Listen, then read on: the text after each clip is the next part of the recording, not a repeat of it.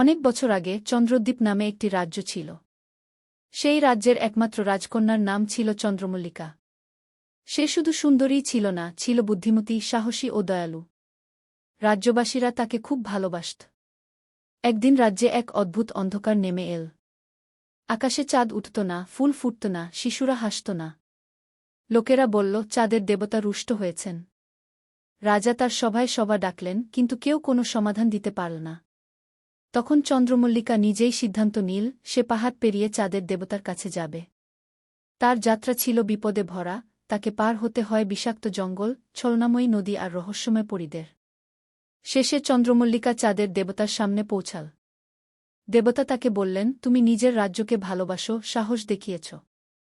কিন্তু সত্যিকারের আলো তখনই ফিরে আসবে, যখন হৃদয়ে আলো জ্বলে। রাজকন্যা তার নিজের হৃদয়ের এক অংশ দিয়ে আলোর ফুল তৈরি করল। আলো চারদিকে ছড়িয়ে পড়ল। রাজ্যে আবার আলো ফিরে এলো। চন্দ্রমল্লিকা ফিরে এলো বীরের মত। তাকে সবাই আলোর রাজকন্যা নামে ডাকতে লাগল।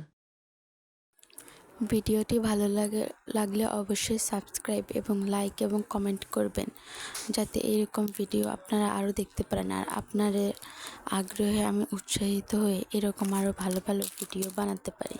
ধন্যবাদ।